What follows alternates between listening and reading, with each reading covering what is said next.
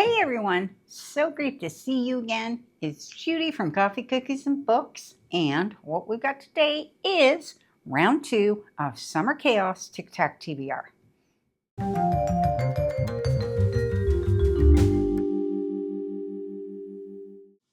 Okay, so we got through our first round of books, and I'm going to do the reviews. They're going to go separate. They're also going to be done throughout the entire month too. I think I forgot to mention that in the first set of videos. So as I go into the next batch, the first batch is a review is going to go up for those separately. And I think it's just easier to keep them all kind of named and numbered that way, because it's just going to be too chaotic to do it all in one big batch at the end of August, because we're running this through July and August, and it's not on any time frame. It's just based on how fast I'm reading everything. So what we're doing today is we're doing round 2 of TikTok TBR.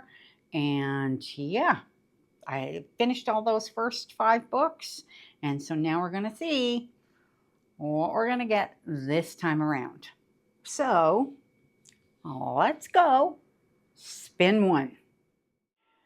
Okay, we're starting round 2 of TikTok TBR again. Okay, so we had 5 books in our first choice. Let's see if we can get less this time around.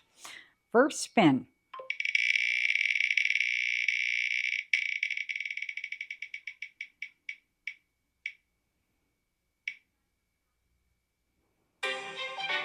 And we have an 8. Okay, so spin 1 was number 8, and that is 8 out of the gate, the 8th most recent book you've purchased. So I just went on my library, ticked back, counted back from the bottom on my library spreadsheet, 8 books, and this one is number 8. And it is The Homewreckers by Mary Kay Andrews, and I just got this one recently from the book outlet, so that's why it was near the bottom. And now that doesn't include anything that I had. Now I know I did a haul recently. Those ones were not entered on the spreadsheet, so they don't qualify. It's only whatever's entered on the spreadsheet, just so you know. I mean, that's kind of how I thought I would do it. Once those ones are entered on the spreadsheet, then I can count backwards and I can pick something else. So, okay, so we have The Homewreckers by Mary Kay Andrews. So I'm just going to read the quick synopsis on this. Haiti Kavanaugh went to work restoring homes for Kavanaugh and Son Restorations at 18, married the boss's son at 20, and became a widow at 25. Now she's passionate about her work, but that's the only passion in her life. Never fall in love with anything that can't love you back is the advice her father-in-law gives her. But Hattie doesn't follow it and falls head over heels for a money pit of a house. She's determined to make it work, but disaster after disaster occurs, and Hattie's dreams might cost Kavanaugh and Son their livelihood. Hattie needs money, and fast. When a smooth Hollywood producer shows up in her hometown of Savannah, Georgia, she gets a once-in-a-lifetime opportunity to star in a beach house renovation reality show called The Homewreckers, cast against a male lead who may be a love interest or may be the ultimate antagonist. So I think this sounds fantastic. Yeah, really can't wait to read it. I read one of her books at Christmas. Absolutely loved it. It was a Big Lights, Big Christmas, something like that. I can't remember the exact title, but it was so good. Just thoroughly enjoyed it. And it's got, this has just the cozy vibe feel too. So kind of perfect. So that is our first spin. So let's move on to spin number 2. Second spin.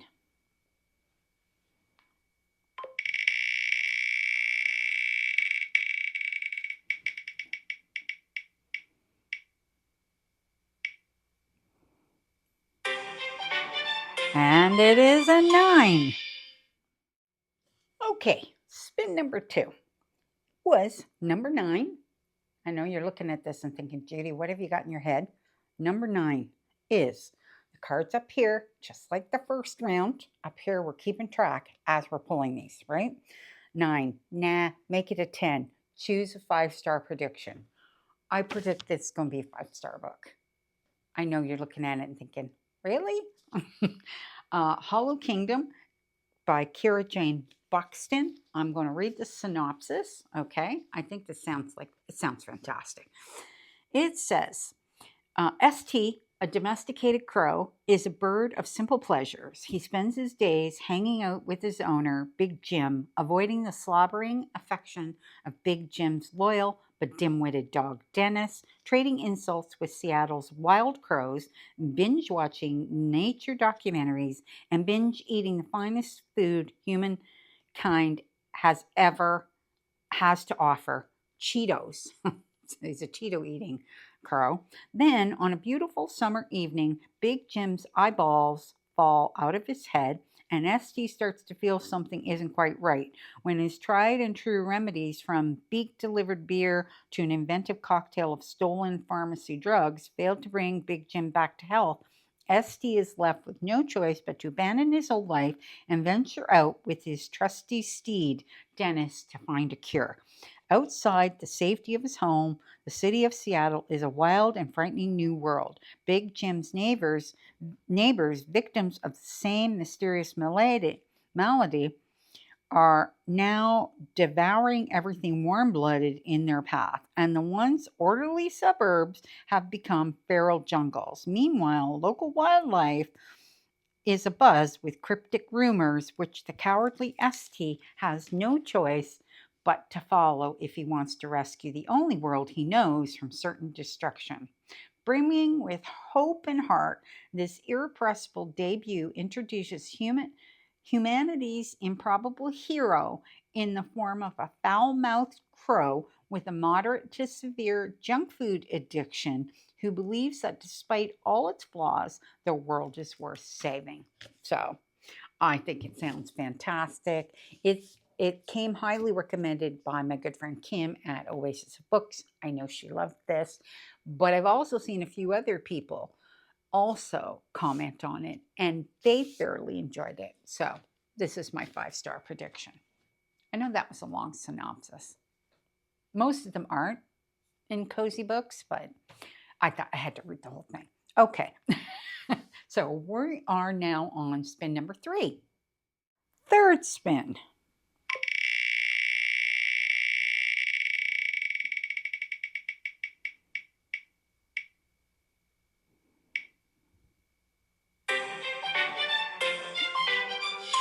Is a 4. Okay, spin 3 came up with the number 4, and number 4 is 4 rhymes with floret. Choose a book with transportation on the cover or in the story. So this 100% absolutely is Everyone on This Train is a Suspect by Benjamin Stevenson, and this is, of course, one of the Ernest Cunningham mysteries. And I'm Ernest Cunningham, call me Ern or Ernie. When the Australian Mystery Writers Society invited me to their crime writing festival aboard the Gone, the famous train through the vast Australian desert, I was hoping for some inspiration for my second book. Fiction this time. I needed a break from real people killing each other. But the Gone is not the respite I'd been hoping for. It turns out I've trapped myself on an 1,800-mile journey with a powder keg of grudges. Crime writers with hidden secrets, overeager fans bearing conspiracy theories, and agents and editors undercutting each other in order to sign the next big deal. When one of us is murdered, the remaining writers turn into detectives. Together, we should know how to solve a crime. Of course, we should also know how to commit one. So, I mean, you couldn't get more perfect for number 4, right? Yeah, absolutely. Can't wait to read that one. I read the Christmas one, and it's like written kind of in the sense of you read it like an advent calendar, and so each day you kind of read a separate chapter, and I did that. It was like fantastic. So can't wait to read that one. Okay, so we are on to spin number 4. Fourth spin.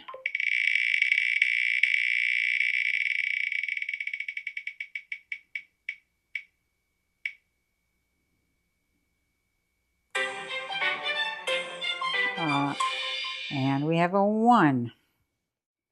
Okay, so spin number 4 is number 1. And it is 1 is a lonely number. Choose a book with a 2-word title. So I went with a romance, Soul Searching by Lila Sage.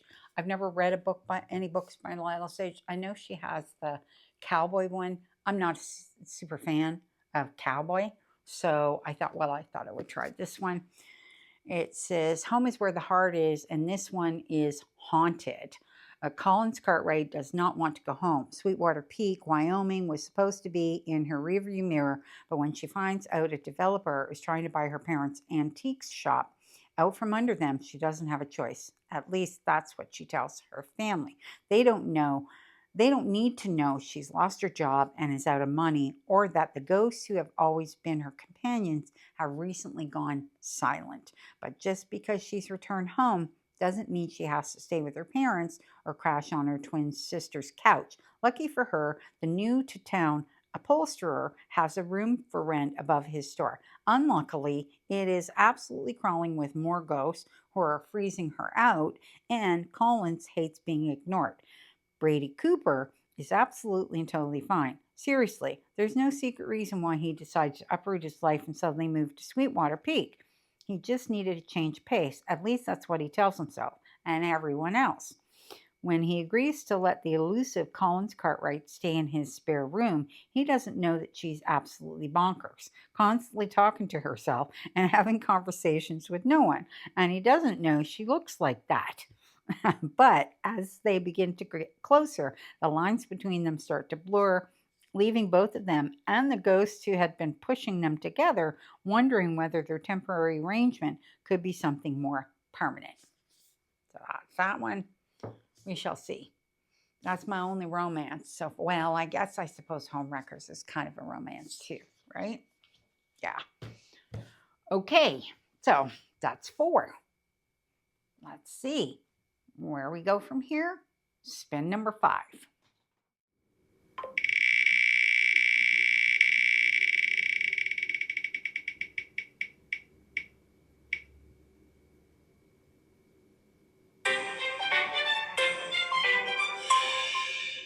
And we have the 6.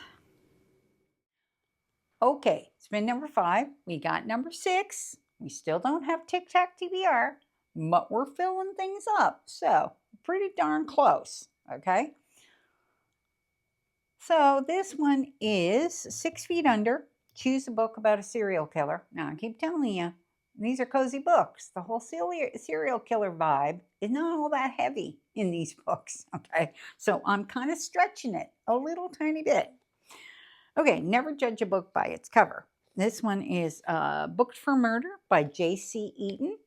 And it says, Sophie Fee Gimble is not a cop. She's a divorced middle-aged mom who works as an account clerk for the police department in a small city in Minnesota. But her retired mother, Harriet Plunkett, is convinced Fee is the only one who can solve the mystery of a cursed book. According to Harriet, 4 members of her book club have already succumbed to the deadly curse. Harriet insists Fee catch the next plane to her retirement community in Sun City, West Arizona to investigate.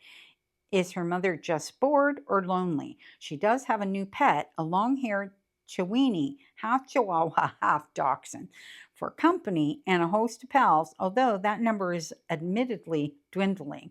Fee is certain that their book club's selection isn't cursed, but somebody's knocking off the ladies. I just love that. I think that's so great. I hate these little books, but I think these are so cute. Okay. All right. So let's see what we get with spin 6. Well, here's hoping this one's going to give us Tic-Tac TBR.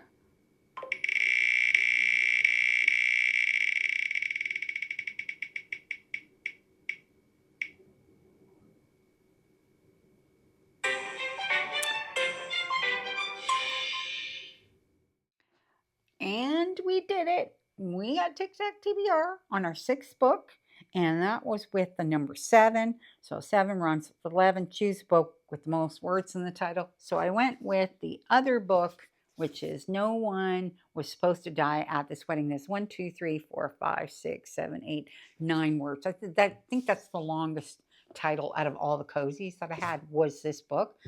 But I had to put the first one and count that in the actual first round of TikTok TBR. So we're putting the second book in this time around, but the same character, different situation.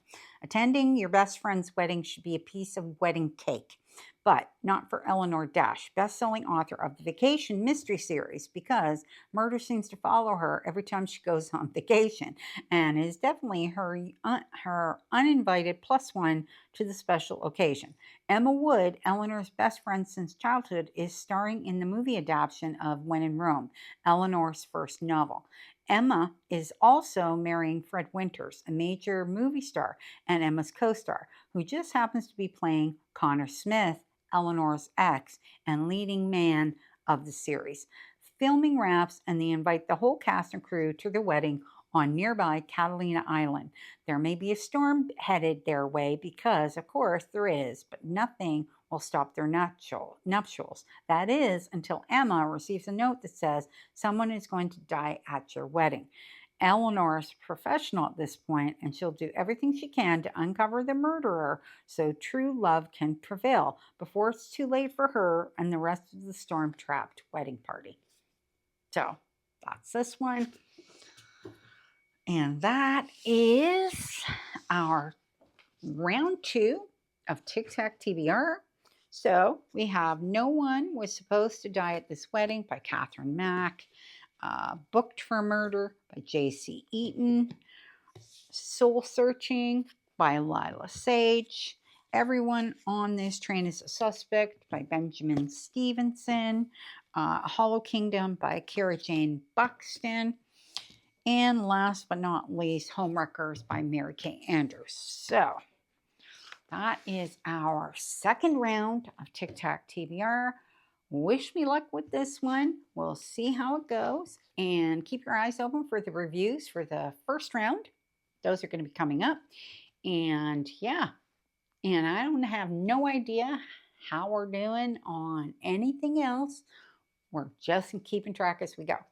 So let's see how we do with this one. And after this one, we'll be moving into round 3.